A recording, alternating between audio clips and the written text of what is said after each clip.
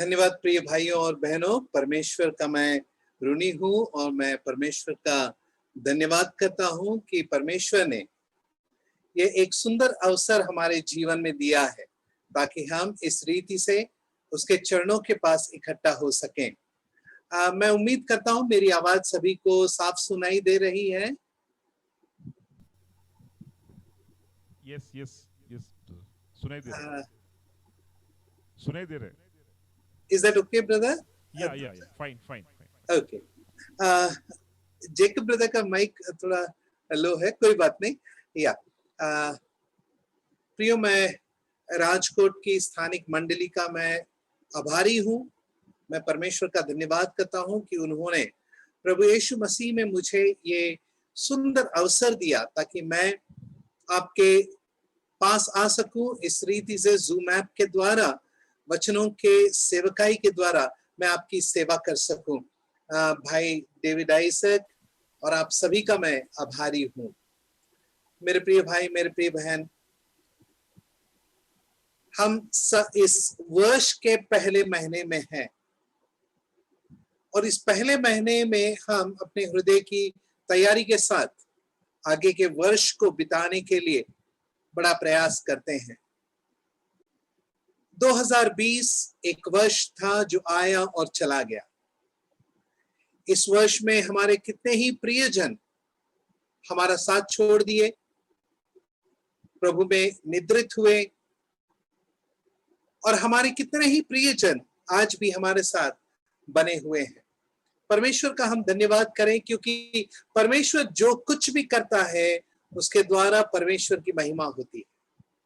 हर एक विषय पर परमेश्वर का नियंत्रण है और ये हमारा आश्वासन है, ये हमारा धैर्य है। It is a great encouragement and great courage that our God is in complete control. मेरे प्रिय भाई, मेरे प्रिय बहन, आज के वचन की सेवकाई के लिए हम दूसरा राजा उसका 5वां अध्याय और 17 वचन की ओर बढ़ेंगे। Let us turn our Bibles to 2 Kings chapter 5 verse 17. दूसरा राजा 5वां अध्याय और 17 वचन।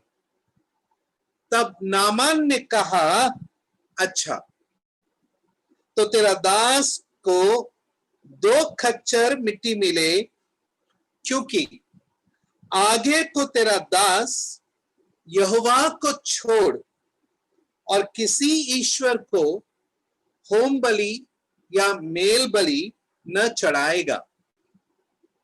And Naaman said, shall there not then, I pray thee, be given to thy servant 2 mules burden of earth?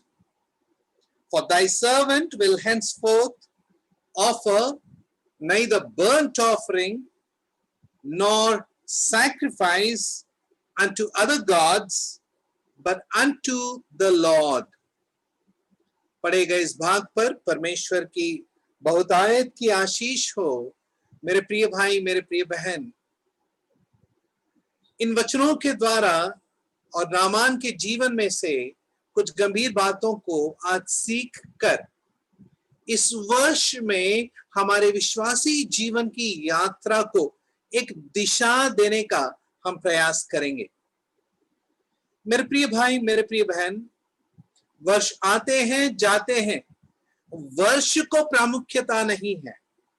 The years will come and years will go, but the years will not have importance.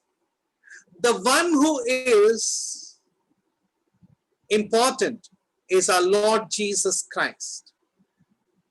Sarbadhikari, सर्वोन्नत परमेश्वर और परमेश्वर पुत्र प्रभु यीशु मसीह को ही प्राथमिकता सदा के लिए मिलती रहेगी। समय की शुरुआत और समय का अंत उसी में है, और ऐसे में हम एक समय काल से निकलकर दूसरे समय काल में आ चुके हैं।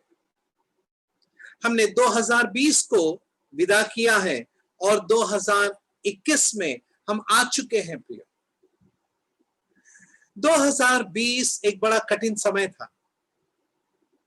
मेरे प्रिय भाई, मेरे प्रिय बहन, हम स्मरण करते हैं उन दिनों को, विशेष रीति से जब लॉकडाउन की परिस्थिति थी। लॉकडाउन के पहले जो आईटी सेक्टर में नहीं है, विशेष करके मुझ जैसे इवेंजलिस्ट, हमें ये जूम ऐप क्या था मालूम भी नहीं था। लेकिन लॉकडाउन होते ही हमें जूम ऐप के बारे में पता चला। 40 मिनट्स का, 45 मिनट्स का जो पीरियड होता था उसके बारे में पता चला। फिर हमने सब्सक्रिप्शन किया और जूम ऐप पर रविवार की आराधना के लिए हम इकट्ठा होते। जूम ऐप पर इस तरह से बाइबल अध्ययन के लिए हम इकट्ठा होने लगे। सुसमाचार की सभाओं के लिए हम इकट्ठा होने लगे। धन्यवाद स्तुति की, थैंक्स गिविंग मीटिंग्स के लिए हम इकट्ठा होने लगे। मेरे प्रिय भाई, मेरे प्रिय बहन, कितना अचंबा है कि इसके पहले कि लॉकडाउन आए, परमेश्वर ने आपके लिए, मेरे लिए जूम ऐप का बंदोबस्त करके रखा। ऐसे कितने ही ऐप्स का बंदोबस्त परमेश्वर ने करके रखा ताकि उसके बच्चे मिलना जुलना ना छोड़े, इकट्ठा होना ना छोड़े, वचनों का वे सेवन करना ना छोड़े। मेरे प्रिय भाई, मेरे प्रिय बहन, इस समय एक वचन मुझे याद आता है। आइए मेरे साथ व्यवस्था विवरण उसका 11वां अध्याय निकालें और उसका 12वां वचन पढ़ें। व्यवस्था विवरण उसका 11वां अध्याय और 12वां वचन। वह ऐसा देश है जिसकी तेरे परमेश्वर यहोवा को सुधि रहती है और वर्ष के आदि से लेकर अंत तक तेरा परमेश्वर यहोवा की दृष्टि उस पर निरंतर लगी रहती है। व्यवस्था विवरण ड्यूटरॉनमी के इस वचन में मूसा जब परमेश्वर की दृष्टि के बारे में कह रहा है तो मूसा उस वायदे के देश के बारे में कह रहा है। वचन को ध्यान से पढ़िए। वह कहता है, जिस देश के अधिकारी होने को तुम जाने पर हो वह पहाड़ियों और तराइयों का देश है। 11वें वचन में। 12वें वचन में हम पढ़ते हैं, जिसकी तेरे परमेश्वर यहोवा को सुधि रहती है। आगे हम पढ़ते हैं 12वें वचन में, अंत तक तेरे परमेश्वर यहोवा की दृष्टि उस पर निरंतर लगी रहती है। परमेश्वर की दृष्टि किस पर है? उस देश पर है। उस देश के द्वारा इस्राएलियों को आशीष मिल रहा है। परमेश्वर की दृष्टि उस देश पर है, मूसा कहता है। लेकिन मेरे प्रिय भाई, मेरे प्रिय बहन, कितने धन्य आप और मैं हैं कि परमेश्वर की दृष्टि हम पर बनी है। आप समझ रहे हैं? उस देश पर दृष्टि बनी हुई थी और उसके द्वारा लाभ इस्राएलियों को मिला। अब परमेश्वर की दृष्टि हम पर बनी है। क्यों? क्योंकि उसके पुत्र के बहाए हुए लहू के द्वारा हम मोल लिए गए हैं। हम अति मोलवान हैं। क्यों? क्योंकि पवित्र आत्मा हम में वास करता है। हम उसके मंदिर हैं। परमेश्वर लोगों से मिलने के लिए तंबू में आता था,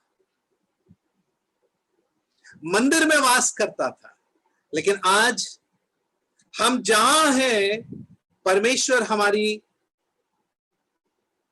हमारे सामने है। परमेश्वर की उपस्थिति में हम हैं। परमेश्वर की नजर हम पर है। कितने धन्य है ना प्रियो। वर्ष के शुरू से लेकर वर्ष के अंत तक उतना ही नहीं, लेकिन हमारे जन्म लेने के पहले, जगत की उत्पत्ति के पहले से परमेश्वर की नजर हम पर है, क्योंकि परमेश्वर ने हमको चुन लिया है। कितने धन्य सौभाग्यशाली आप और मैं हैं। ऐसे में प्रियो, परमेश्वर के उन आश्वासनों के साथ आइए हम नामान के जीवन में से कुछ बातों को समझने का प्रयास करें। यहाँ पर मैं विश्वास करता हूं कई ऐसे भाई बहन होंगे जिन्होंने पुराने नियम में अधिक अध्ययन नहीं किया होगा। अधिकांश भाई बहनों ने पुराने नियम का अध्ययन किया होगा, लेकिन एकाध भाई बहन ऐसे होंगे जो अभी अभी विश्वास में आए हैं और वे इन बातों में हर कलीसिया में होते हैं। इसीलिए थोड़ी सी पृष्ठभूमि के साथ मैं 17 वचन में आना चाहूंगा। With little introduction, the small things to be learned. छोटी छोटी बातों को हम सीखते हुए 17 वचन में आएंगे, जो आज हमारे मुख्य मनन का विषय है। प्रियो, 5वें अध्याय के पहले वचन में जब हम आते हैं, हम देखते हैं कि आराम के राजा, आराम आज जिसे हम सीरिया कहते हैं, उसे हिंदी भाषा में आराम कहते हैं, और सीरिया के लोगों को सीरियंस इंग्लिश में, हिंदी में आरामी लोग कहते हैं। आराम के राजा ने इस्राएल पर चढ़ाई की और उसने इस्राएल पर जीत प्राप्त किया। उसका सेनापति जो था, उसका नाम था नामान, जिसके विषय में आज हम पढ़ने वाले हैं। मेरे प्रिय भाई, मेरे प्रिय बहन, पहला सवाल यह आता है कि परमेश्वर ने इस्राएल को क्यों नहीं जीत दिलाई? परमेश्वर ने क्यों आराम के राजा को जीत दिलाई? यह सबसे पहला सवाल हमारे मन में आना चाहिए। मेरे प्रिय भाई, मेरे प्रिय बहन, यदि आप जोसिया राजा के विषय में पढ़ें तो हम देखते हैं कि जोसिया राजा जब राजा बन गया और उसने परमेश्वर की व्यवस्था को पूरी रीति से इस्राएल में लागू कराया, फसह का पर्व मनाया, मंदिरों को साफ किया, वेदियों का चकनाचूर किया, मूर्तियों को हटा दिया, सारी अच्छी बातें की, लेकिन मिस्र का राजा फरो जब अशूर के राजा पर चढ़ाई करने के लिए यहूदा के सीमा से जा रहा था, जोशिया राजा उससे लड़ने के लिए निकला। याद रखें, जोशिया राजा से लड़ने के लिए नहीं आ रहा था मिस्र का राजा, वो तो अशूर के राजा से लड़ने जा रहा था, लेकिन जोशिया राजा फरो के साथ लड़ने के लिए निकल पड़ा, मिस्र के राजा से लड़ने निकल पड़ा। मेरे प्रिय भाई, मेरे प्रिय बहन, उस राजा ने जोशिया से कहा, परमेश्वर ने कहा है मुझे कि जाकर मैं असूर पर युद्ध करूं और उनको मैं जीत लूं। तू मुझसे लड़ाई न कर, नहीं तो तू मर जाएगा, नाश हो जाएगा। जोशिया ने उस अन्य जाति राजा का बात नहीं सुना और फिर उससे लड़ा और जोशिया उस युद्ध में मरा। मेरे प्रिय भाई, मेरे प्रिय बहन, एक बात हम स्मरण रखें कि हम जो विश्वासी हैं अपने जीवन में एक विश्वास का घमंड लेकर चलने लग जाते हैं। यह हमारे लिए खतरा है। There should not be a spiritual pride in the life of a believer. इस्राएलियों में वह एक अंधापन था। उस अंधेपन के कारण जब प्रभु यीशु मसीह उनके सामने आए, उन्होंने प्रभु यीशु मसीह को नहीं पहचाना। यूहन्ना रचित सुसमाचार में प्रभु यीशु मसीह कहते हैं कि तुम पवित्र शास्त्र पढ़ते हो और ढूंढते हो कि अनंत जीवन उसमें मिले, लेकिन वही पवित्र शास्त्र मेरे विषय में तुम्हें गवाही देता है। देखिए, पवित्र शास्त्र को अच्छी रीति से पढ़ने, समझने, ज्ञानवान अध्ययन करने वाले लोग प्रभु यीशु मसीह को जान नहीं पाए। क्यों? आत्मिक अंधापन। आज विश्वासियों के जीवन में ये एक चेतावनी है। आगे बढ़ेंगे प्रियो। इस्राएलियों पर यही कारण था कि इस्राएली बार बार प्रभु से दूर जा रहे थे और उन्हें प्रभु अपने पास लाने के लिए कई बार अन्य जाति राजाओं को उन पर हावी कराया, उन पर विजय दिलाए। आइए पहले वचन को पढ़ें। आराम के राजा का नामान नामक सेनापति अपने स्वामी के दृष्टि में बड़ा और प्रतिष्ठित पुरुष था, क्योंकि यहोवा ने उसके द्वारा आरामियों को विजय किया था। वह शूरवीर था परंतु कोढ़ी था। प्रियो, इस वचन में यदि हम ध्यान दें, हम पढ़ते हैं यहोवा ने उसके द्वारा आरामियों को विजय दिलाया था।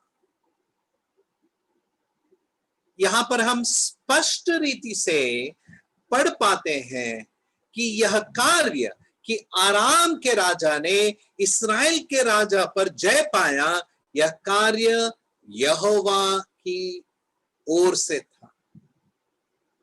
इसके पीछे यहोवा परमेश्वर की योजना थी।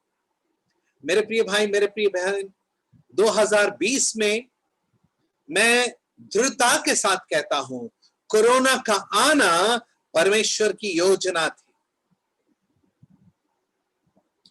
कलीसियाओं का या सभा घरों का ताला लगाया जाना, मेज की रुकावट, कोरोना के कारण, ये सारी बातें परमेश्वर की ओर से थी। ये इसलिए क्योंकि ये अंत के दिन है और इन अंत के दिनों में विश्वासी एक नए सिरे से, एक अच्छे मन फिराव के साथ परमेश्वर के सामने उसकी आराधना के लिए आ सके। एक सवाल के साथ आगे बढ़ूंगा प्रियो। इसके पहले हम कितनी बार मेज पर आए, रोटी के लिए धन्यवाद दिया, कटोरे के लिए धन्यवाद दिया, उसमें सहभागी हुए, लेकिन कितनी बार हम अपने आप को जांच कर मेज के सामने आए। प्रियो, इन गंभीर बातों के साथ हम आगे बढ़े। इस नए वर्ष में जब हम आए हैं, दिन प्रतिदिन हम अपने आप को जांचें। जैसे पहले कोरिन्थी के 11वें अध्याय के वचनों में हम पढ़ते हैं, यदि हम अपने आप को जांचें तो दंड ना पाते। जांच के साथ इस वर्ष में हम परमेश्वर की उपस्थिति में आए। जहां कहीं हम अपने आप को कमजोर पाए, प्रभु से क्षमा याचना करें और प्रभु में आगे बढ़ें। प्रियो, यहाँ पर इस नामान के विषय में एक बड़ी बात हम पढ़ते हैं कि वह बड़ा था, प्रतिष्ठित था, शूरवीर था, जयवंत था, परंतु वह कोढ़ी था। परंतु शब्द बहुत गहरा है प्रिय। परंतु वह कोढ़ी था। एक कोढ़ी को कौन अपने घर में स्थान देगा? वो कोढ़ी कितना भी ऊंचे स्थान पर क्यों ना हो, वह कोढ़ी कितना भी धनी क्यों ना हो, उससे नजर सभी लोग चुराएंगे। कोई उसके साथ संबंध रखना नहीं चाहेगा। आप विचार कीजिए, नामान जिसे यहोवा ने जय दिलाया, उस नामान के साथ उठने बैठने के लिए लोग शर्माते होंगे, कतराते होंगे, दूर भागते होंगे। नामान का जीवन कैसा भयंकर था।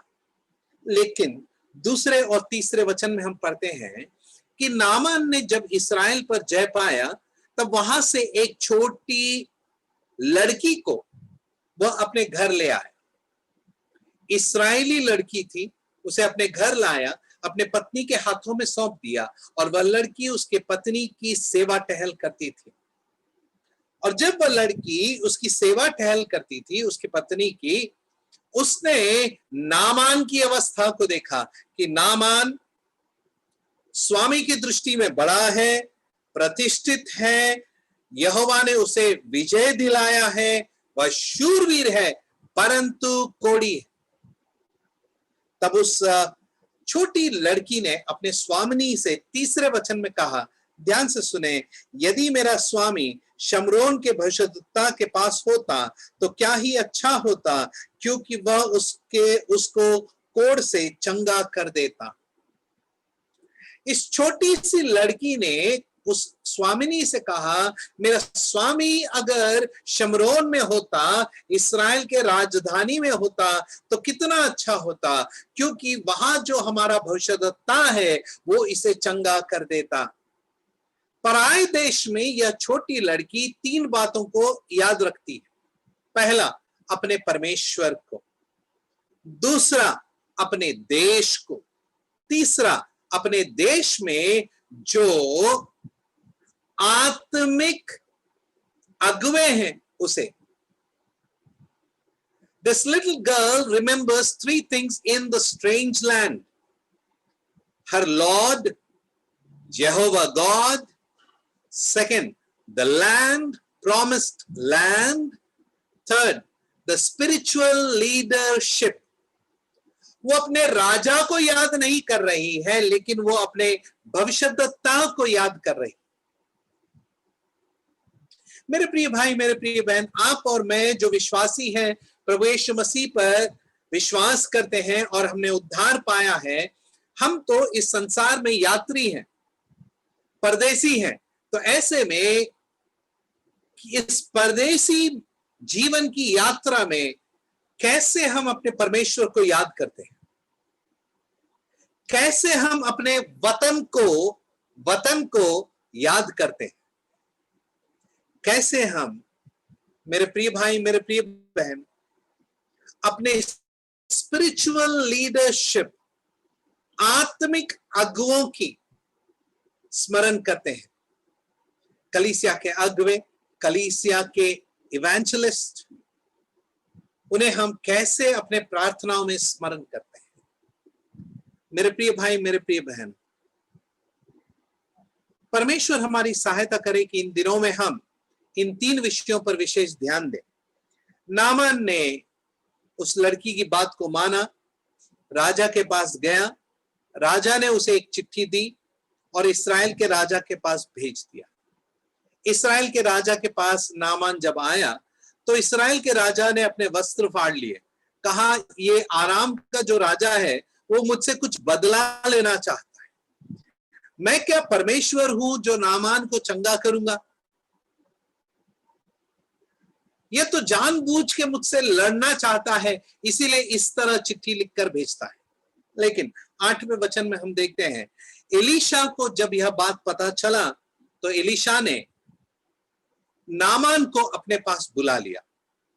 एलीशा, मेरे प्रिय भाई, मेरे प्रिय बहन, दूसरे राजा में जब हम आते हैं, दूसरे राजा में एलिया की सेवकाई को खत्म होते हुए देखते हैं और एलीशा की सेवकाई को हम देखते हैं। जब हम दूसरे अध्याय में आते हैं तब एलिया का उठा लिया जाना देखते हैं और उसके बाद एलीशा की सेवकाई देखते हैं। चौथे अध्याय से जब हम आते हैं तो एलीशा के द्वारा परमेश्वर ने जो अद्भुत कार्य किए हैं उन्हें हम देखते हैं और उन अद्भुत कार्यों में से 5वें अध्याय में नामान के साथ जो घटा वो एक अद्भुत कार्य है। चौथे अध्याय में जब हम आते हैं तो एलीशा ने भविष्यद्वक्ता की पत्नी के घर पास तेल का प्रावधान किया, उसे हम देखते हैं। तेल का प्रावधान, तेल पवित्र आत्मा का दर्शक है। उसके बाद हम एक आश्चर्यजनक रीति से एक जन्म को हम देखते हैं, अद्भुत रीति से एक जन्म हम देखते हैं। नए जीवन की चाल चलन को हम उस अध्याय में देख सकते हैं। इस तरह से कई बातों को जब हम देख रहे हैं, 5वें अध्याय में नामान के विषय में पढ़ते हैं। एलीशा नामान को बुलाता है, नामान एलीशा के पास जाता है। बड़े विचारों के साथ नामान एलीशा के पास जाता है, सोचता है कि एलीशा अपने घर से निकल कर आएगा, आकर मुझे छुएगा और मैं चंगा हो जाऊंगा। लेकिन एलीशा अपने घर से बाहर नहीं आता है। नामान को कह के भिजवाता है कि जाकर यरदन नदी में 3 बार डुबकी मार, 7 बार डुबकी मार और तू चंगा हो जाएगा। नामान को बहुत गुस्सा आता है। मेरे प्रिय भाई, मेरे प्रिय बहन, छोटी सी टिप्पणी, हम भी कई बार परमेश्वर के पास जब प्रार्थना विनती लेकर आते हैं तो कई मार्ग हम परमेश्वर को बताते हैं।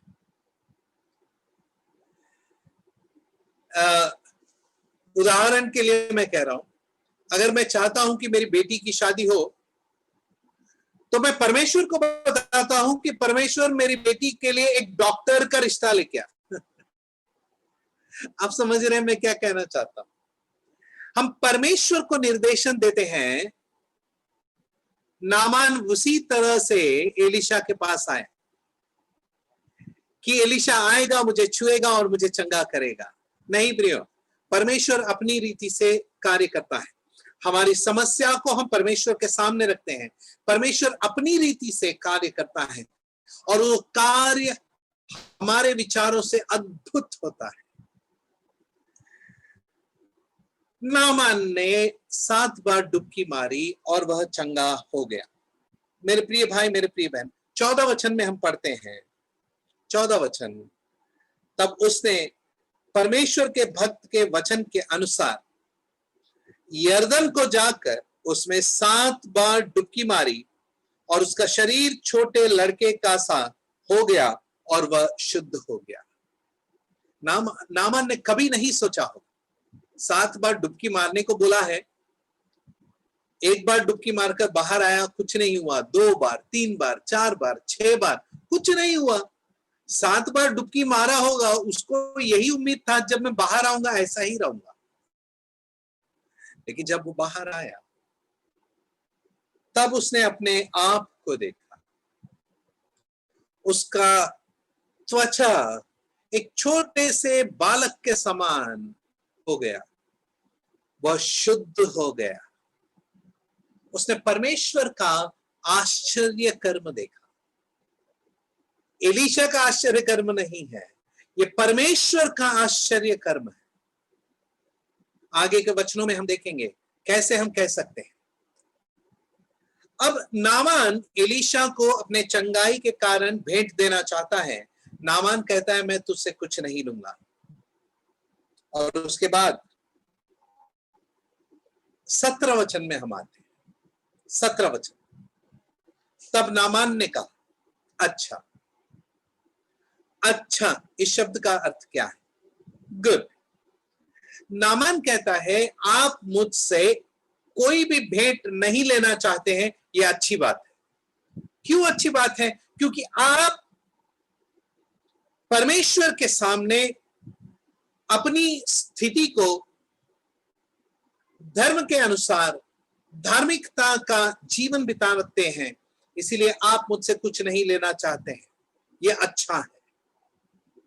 Whatever servant of God does, it is good. That is what Naaman said. मेरे प्रिय भाई, मेरे प्रिय बहन, कई बार परमेश्वर के सेवक, परमेश्वर के दास, परमेश्वर के जन, इवेंजलिस्ट हो, एल्डर्स हो, जब वचन की सेवकाई करते हैं वो हमारे हृदय को तीर की तरह चुभते हैं। वे तो वचन की सेवा कर रहे हैं, लेकिन कई बार हमको लगता है वो मुझसे बातें कर रहा है, वो मेरे विषय में है। ऐसे में प्रियो हम कहें अच्छा है, it is good because God is speaking through them to us. Naaman ने वही कहा, अच्छा है। क्या अच्छा है? आपने जो किया वो परमेश्वर की दृष्टि में अच्छा है, आप जो कर रहे हैं वो अच्छा है। लेकिन आगे नामान क्या कहता है, ध्यान से सुनिए। तो तेरे दास को 2 खच्चर मिट्टी मिले, क्योंकि आगे को तेरा दास यहोवा को छोड़ और किसी ईश्वर को होम बलि या मेल बलि न चढ़ाएगा। नामान ने एलीशा से कुछ मांगा है। मेरे प्रिय भाई, मेरे प्रिय बहन, पिछले साल मैं एक रोमन कैथोलिक बैकग्राउंड से आई हुई एक बहन से मैं और मेरी पत्नी जाकर सुसमाचार सुना रहे थे। वो मुस्लिम है और उसने एक हिंदू से शादी की है, लेकिन कैथोलिक स्कूल्स और चर्चेस में उसकी परवरिश हुई, इसलिए मैं कहता हूं वो कैथोलिक बैकग्राउंड की है। उसे कई मौके मिलते हैं कॉन्फ्रेंसेस वगैरह जाने के लिए। तो ऐसे ही एक कॉन्फ्रेंस के दौरान वो जब यूरोप से वापस आ रही थी, यरूशलेम गई और यरूशलेम से उसने यरदन नदी से एक बोतल पानी लेकर आ गई। आकर मैं और मेरी पत्नी जब उसे सुसमाचार सुनाने के लिए गए तो हमारे सामने वो बॉटल रखा और कहा होली लैंड का वाटर है, इसमें से आधा आप लो आधा मुझे दो, और इसे कैसे इस्तेमाल करना है बताओ। मैंने कहा सिस्टर, आपने एक बहुत ही गलत इंसान से यह सवाल किया है।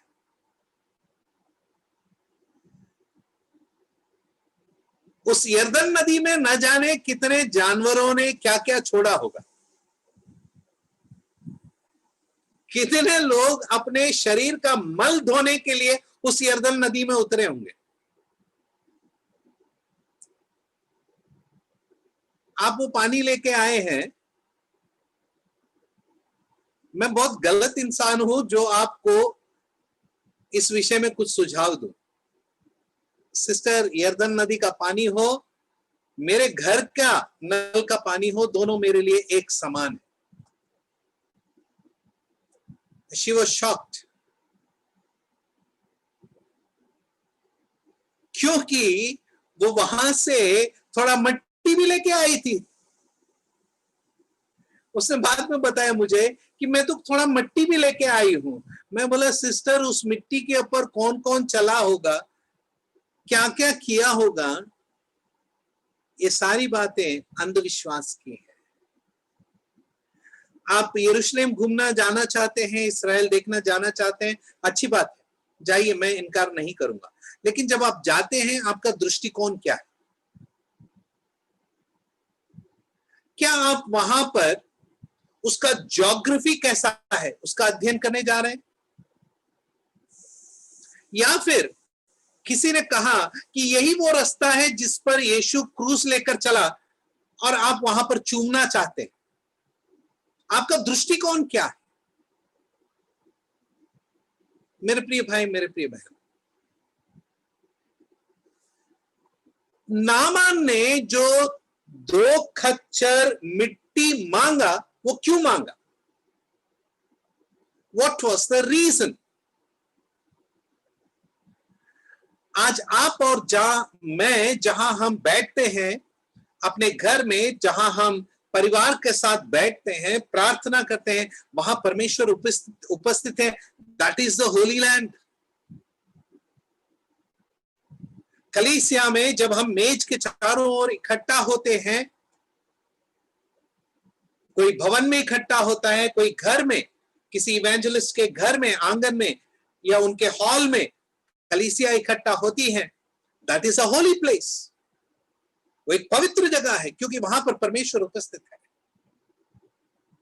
मेरे प्रिय भाई, मेरे प्रिय बहन, आप जब सुसमाचार के प्रचार के लिए निकलते हैं, 4-5 भाई जाते हैं, इवेंजलिस्ट जाते हैं, गांव के बाहर या गांव में कहीं खड़े होकर वे प्रार्थना करते हैं। वो पवित्र जगह है, परमेश्वर आपके बीच में उपस्थित है। मेरे प्रिय भाई, मेरे प्रिय बहन, लेकिन जब हम पुराने नियम में से कुछ सीख रहे हैं, यहां पर वह आशीषें जो हमें मिली है वो नहीं दी गई थी। इस बात को समझते हुए हमें सीखना है। For them that was the Holi land, और उस देश के ऊपर परमेश्वर की नजर थी, परमेश्वर की आशीषें थी। जब जब इस्राएल उस देश से अलग हुआ, इस्राएल पीढ़ा में थे, जब वे वापस लौटे, उन्होंने आशीषें पाई, शांति पाई। हमारे साथ ऐसा नहीं। सर्वशक्तिमान परमेश्वर का आत्मा हमें वास करता है, पवित्र आत्मा हमें वास करता है। हम आशीषित लोग हैं। जो सीख हम यहां पर 17 वचन से सीखने वाले हैं, बड़े गंभीर हैं प्रियो, थोड़ा ध्यान से सुनिए, और ये नए वर्ष का संदेश है। इस वर्ष के लिए जब मैं परमेश्वर से दिसंबर के महीने में प्रार्थना कर रहा था, मेरा मार्गदर्शन कर प्रभु, तब परमेश्वर ने जो बातें मुझे सिखाई हैं इस 17 वचन से, उन्हें अब मैं आपके साथ बांट रहा हूं। 2 खच्चर मिट्टी नामान ने क्यों मांगा? वहां पर सवाल हम पूछे क्यों, तब जवाब वहां पर हमें मिलता है क्योंकि। बारिश क्यों गिरा? बारिश गिरा क्योंकि, है ना प्रियो? ऐसे ही हम उत्तर देंगे। नामान ने 2 खच्चर मिट्टी क्यों मांगी? वहां हम पढ़ते हैं क्योंकि आगे को तेरा दास यहोवा को छोड़ किसी और ईश्वर को होम बलि मेल बलि न चढ़ाएगा। यहां पर हम नामान के हृदय परिवर्तन को देखते हैं, नामान के मन फिराव को देखते हैं, नामान के निश्चयता को देखते हैं। मेरे प्रिय भाई, मेरे प्रिय बहन, नामान अब अपने जीवन में एक स्पष्ट निर्णय ले चुका है।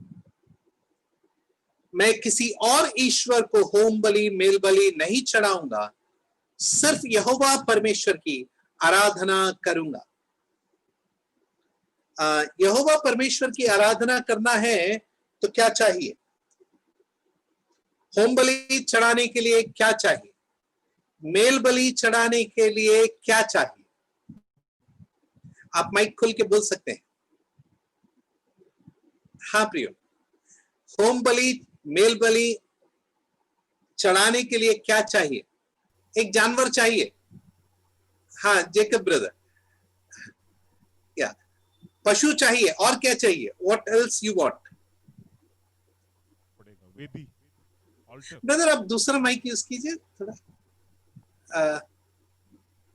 या जो आपका बेटा यूज कर रहा था, दैट वाज या वेदी, वेदी बनाना है। यस ब्रदर, होनी चाहिए। ऑल्टर, ऑल्टर, वेदी। Voice voice.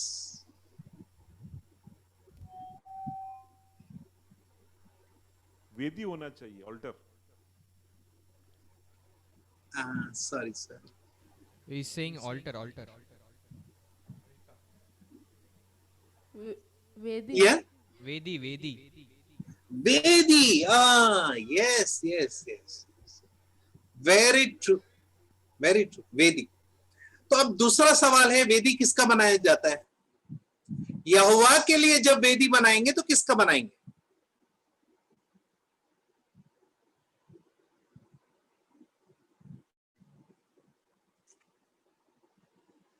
यहोवा के लिए वेदी किसका बनाएंगे? पत्थर का बनाएंगे? अब्राहम ने बनाया, नूह ने बनाया, पत्थर की वेदी बनाएंगे।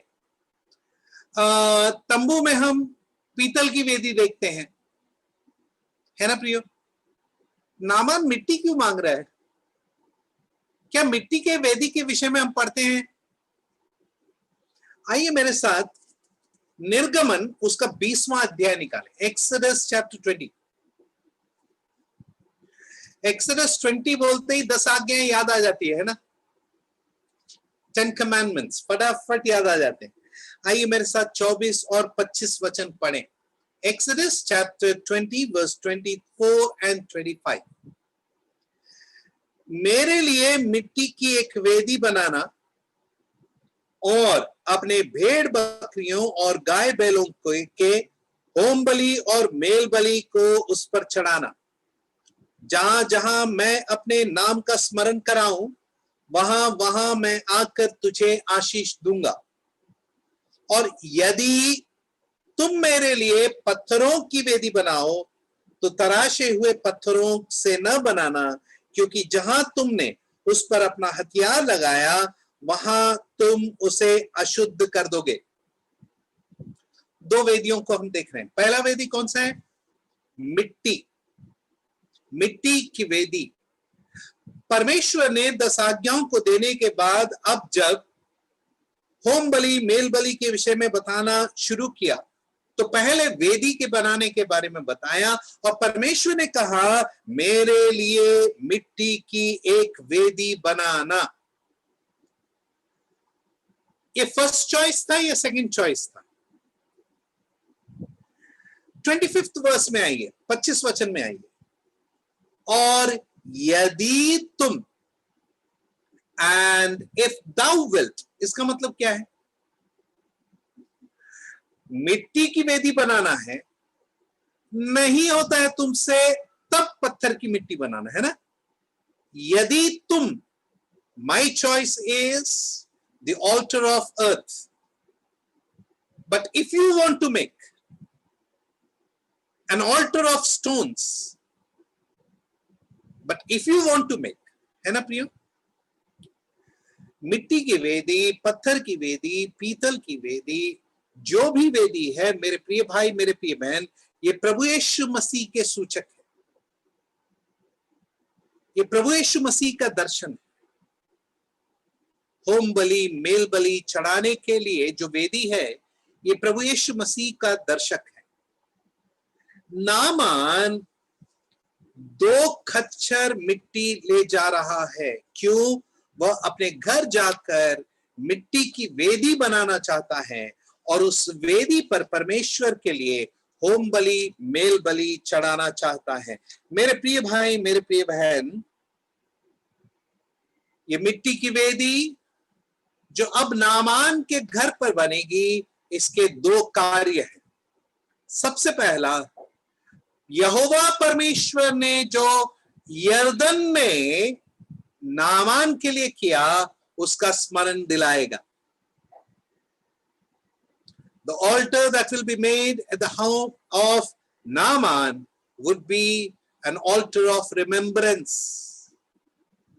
और दूसरा, वह वेदी आराधना की वेदी होगी।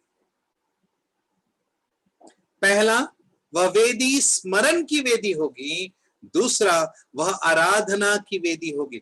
मेरे प्रिय भाई, मेरे प्रिय बहन, जब भी हम पवित्र शास्त्र में वेदियों के विषय में पढ़ें, बहुत ध्यान से पढ़ें, क्योंकि हर एक वेदी जो यहोवा परमेश्वर के लिए बनाई गई है, उसका एक बड़ा गहरा गूढ़ अर्थ होता है।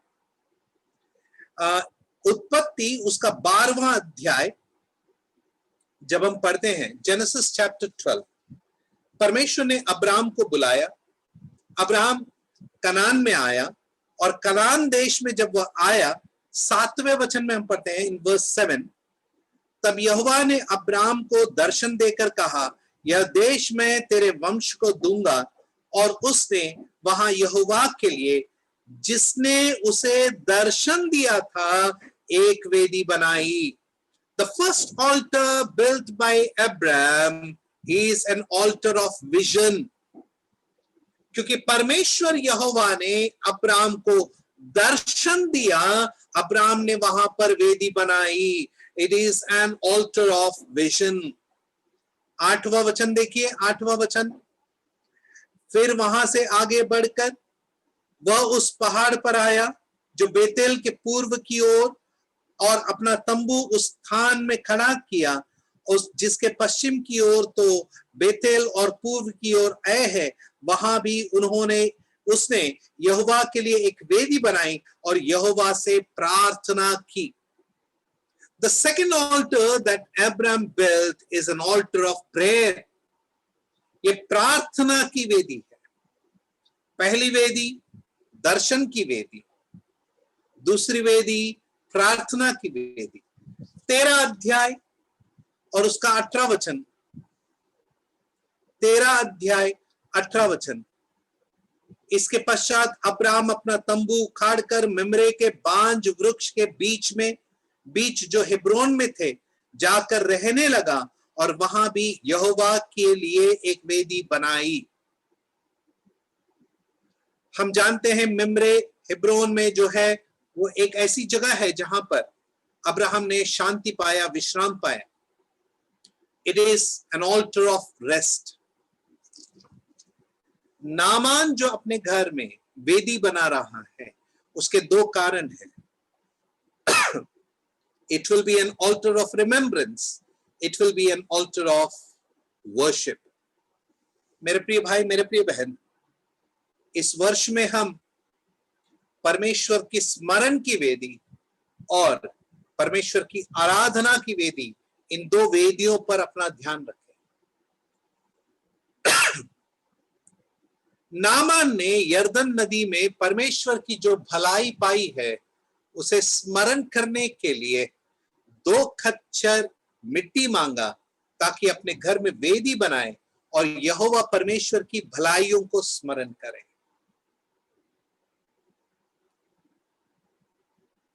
यहोवा परमेश्वर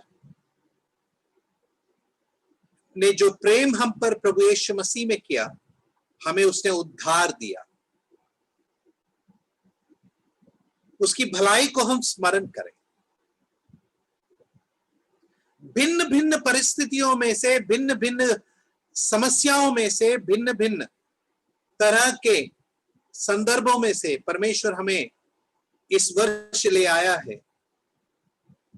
उसकी भलाइयों को हम स्मरण करें। कोरोना के महामारी में किस तरह से परमेश्वर ने हमें सुरक्षित रखा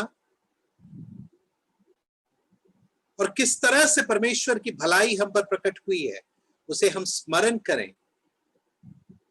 इस वर्ष हम स्मरण की वेदी को आगे लेकर चलें। मेरे प्रिय भाई, मेरे प्रिय बहन, एक विश्वासी घर में वेदी का होना बहुत जरूरी है। वेदी का मतलब आप एक ढांचा बनाओ, वो नहीं कह रहा हूं। वेदी का अर्थ है परिवार की प्रार्थना सभा। सभा मतलब जहां पर परिवार के लोग आकर इकट्ठा होते हैं। माता पिता भाई बहन हम सभी इकट्ठा होकर परिवार की रीति में परमेश्वर की स्तुति करते हैं, आराधना करते हैं, उसके सामने हम प्रार्थना विनती करते हैं। हर एक विश्वासी परिवार में यह वेदी होना बहुत जरूरी है। हमारे वैयक्तिक जीवन में वेदी हो,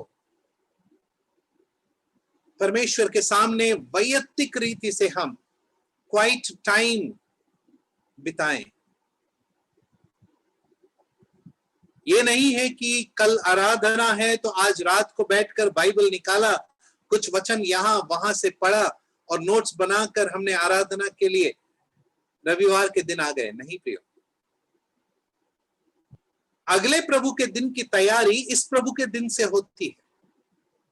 दिन प्रतिदिन परमेश्वर के वचनों से, अपने जीवन के अनुभव से जो हम सीखते हैं, परमेश्वर की भलाई, परमेश्वर की भली इच्छा को जो हम सीखते हैं, उसे हम लेकर आराधना के दिन परमेश्वर की उपस्थिति में आते हैं।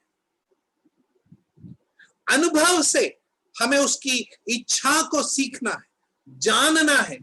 मेरे प्रिय भाई, मेरे प्रिय बहन, रोमियो को लिखी गई पत्रिका 12वां अध्याय जब हम निकालते हैं, रोमन्स चैप्टर 12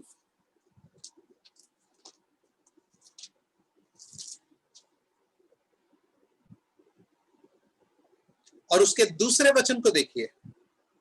इस संसार के सदृश न बनो, परंतु तुम्हारे मन के नए हो जाने से तुम्हारे चाल चलन भी बदलता जाए, जिससे तुम परमेश्वर की भली और भागती और सिद्ध इच्छा अनुभव से मालूम करते रहो। कैसे? अनुभव से। किसको लिखा है प्रियो? विश्वासियों को लिखा है। और विश्वासियों को लिखते समय कहता है तुम्हारे मन के नए हो जाने से तुम्हारे चाल चलन भी बदलता जाए। बदल गया नहीं कहता है, बदलता जाए कहता है। करंतियों को लिखते समय पौलुस कहता है अंश अंश करके प्रभु के स्वरूप में हमें बदलते जाना है। मेरे प्रिय भाई, मेरे प्रिय बहन, इस वर्ष में हर दिन हम एक अंश प्रभु के स्वरूप में बदल जाएं, यह हमारी प्रार्थना हो। प्रार्थना की वेदी में हम आकर परमेश्वर से मांगे। परमेश्वर की भलाइयों को हम स्मरण करें। Let us remember the goodness of our God. Let us remember the goodness of our Lord Jesus Christ. क्या हम इस वर्ष में प्रार्थना को कम करके धन्यवाद को बढ़ाएंगे?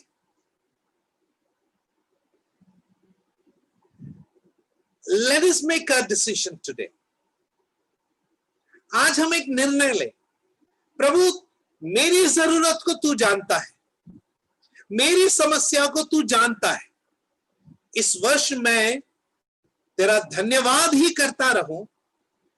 जिस अनुभव से तू मुझे ले जाना चाहता है उस अनुभव से ले जा, और मैं सिर्फ तेरा धन्यवाद करना चाहता हूं।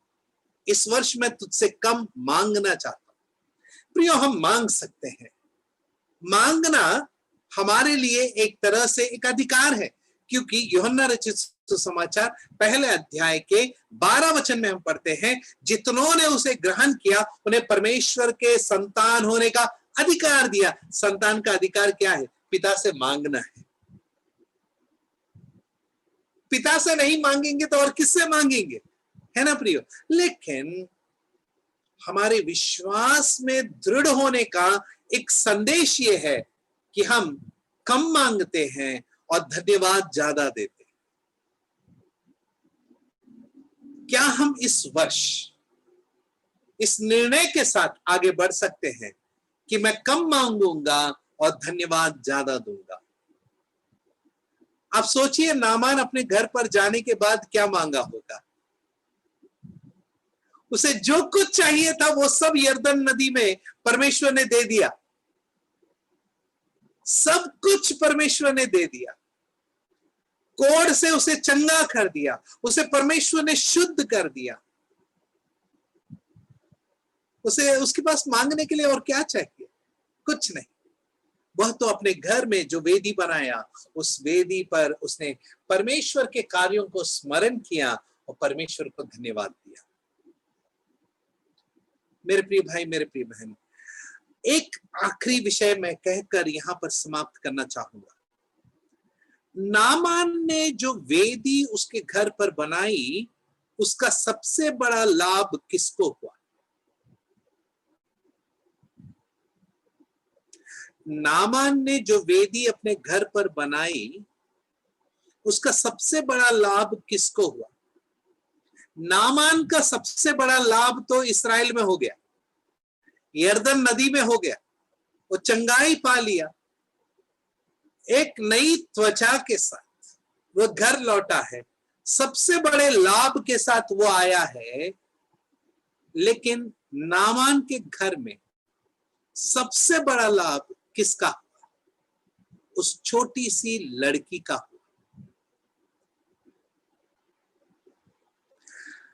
जो अपने देश से दूर पराये देश में है। अब वो उस वेदी के पास अपने परमेश्वर की आराधना कर पा रही है। Can you see that great benefit? मेरे प्रिय भाई, मेरे प्रिय बहन, आपके और मेरे जीवन से सबसे बड़ा लाभ किसको हो रहा है? मेरे कलीसिया के किसी भाई को सबसे बड़ा लाभ पहुंचा है क्या? मैंने जो परमेश्वर की भलाई पाई है उसके द्वारा क्या मेरे कलीसिया के भाइयों को, कलीसिया के बहनों को लाभ पहुंचा है? क्या वे अपने विश्वास में दृढ़ हुए हैं? क्या मेरे जीवन के अनुभव के द्वारा मेरे प्रिय भाई, मेरे प्रिय बहन परमेश्वर की आराधना और बेहतर कर पा रहे हैं? Let this be an year where we share the benefits of the goodness of God with our dear brothers and sisters in the assembly.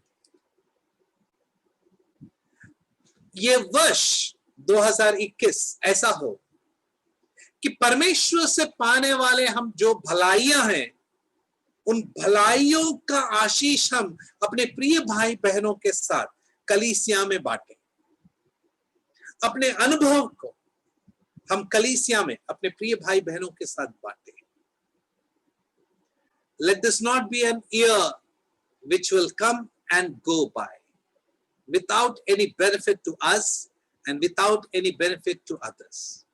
ये वर्ष ऐसा ना हो कि आया और गया, न मुझे कोई लाभ हुआ, न कलीसिया के किसी भाई बहन को लाभ हुआ। इस वर्ष के आखिरी में जब आप दोबारा कलीसिया के साथ परमेश्वर को धन्यवाद देने के लिए इकट्ठा हो, उस वर्ष हम परमेश्वर को धन्यवाद दें, कहें परमेश्वर इस भाई को जो तूने भलाइयां दी, इस भाई के जीवन में जो तूने कार्य किया, उसके द्वारा तूने मुझे आशीषित किया, मैं तेरा धन्यवाद करता हूं। May Lord bless us in this manner. वो 2 खच्चर मिट्टी नामान के लिए एक गवाही का कारण था। हमारे जीवन में जो परमेश्वर की भलाइयां होती हैं, परमेश्वर के कार्य जो हमारे जीवन में होते हैं, वे सारे के सारे ये 2 खच्चर मिट्टी है, जिसके द्वारा हमारे जीवन में हम वेदी बनाते हैं। उस वेदी के द्वारा हम भी आशीष पाते हैं और कलीसिया के सभी भाई बहन आशीष पाते हैं। मेरे प्रिय भाई, मेरे प्रिय बहन, 2 खच्चर मिट्टी हम ना भूलें। परमेश्वर की आशीषों को, परमेश्वर की भलाइयों को हम स्मरण करें। मेरे प्रिय भाई, मेरे प्रिय बहन, लूका रचित सुसमाचार 11वें अध्याय में 5 से लेकर 8वें वचन तक आप ध्यान से घर पर पढ़ें। वहां पर एक पिताजी है जो अपने बच्चों के साथ बिस्तर में सो गया। उसका एक मित्र है जो आधी रात को आकर दरवाजा ठकठकाता है, कहता है मेरे घर पर एक यात्री मित्र आया है, मेरे घर में कुछ नहीं है, मैं तेरे पास आया हूं, मुझे 3 रोटी दे। मेरे प्रिय भाई, मेरे प्रिय बहन, will my life be a life where my dear brothers and sisters will come and ask and look for blessings from my life? क्या मेरा जीवन ऐसा होगा जो प्रावधानों से भरा है, आशीषों से भरा है, परमेश्वर के अनुग्रह से भरा है, ताकि मेरे प्रिय भाई, मेरे प्रिय बहन, मेरे जीवन में मुझे मिली हुई भलाइयों और आशीषों के द्वारा लाभ पाने के लिए मेरे पास आए? या फिर मैं वैसा रहूंगा जो आधी रात को उसको कहे कि मैं अपने बच्चों के साथ बिस्तर में सो रहा हूं, मुझे तंग न कर, मैंने अपने पैर भी धो लिए। मेरे प्रिय भाई, मेरे प्रिय बहन, हम वो हों जो उस आधी रात को उठकर वो 3 रोटी अपने विश्वासी भाई को दे। वो 3 रोटियां क्या है? वो 3 रोटियां हैं विश्वास, आशा और प्रेम। विश्वास, आशा और प्रेम अपने प्रिय भाइयों बहनों के साथ हम बांटते हुए कलीसिया की उन्नति के लिए प्रार्थना में लौ लगाकर लगे हुए, अपने प्रिय भाई बहनों के जीवन में हमारे जीवन के आशीषों के भलाइयों को बांटते हुए इस वर्ष हम आगे बढ़े। नामान जो घर पर वेदी बनाया, उसके बहुत से अर्थ हैं, बहुत गहरा उसका एक संदर्भ है। प्रिय, परमेश्वर हमारी सहायता करे कि इस वर्ष में हम एक निश्चयता के साथ, एक दृढ़ता के साथ उसकी महिमा के लिए आगे बढ़े। हमारी स्थानिक कलीसिया में हमारे जीवन में जो भलाइयां हम प्राप्त होते हैं, उन भलाइयों को बांटने के द्वारा स्थानिक कलीसिया सिद्ध हो, दृढ़ हो, प्रभु की एक अच्छी गवाही हमारी बने। प्रभु की एक अच्छी गवाही हमारी कलीसिया के द्वारा हमारे स्थानिक जगहों पर आप सभी के लिए हम प्रार्थना में बने रहेंगे। सारी बातों में परमेश्वर की महिमा, प्रभु यीशु मसीह के मधुर और मीठे नाम में महिमा, आदर, गौरव और सम्मान परमेश्वर को मिले। आमीन।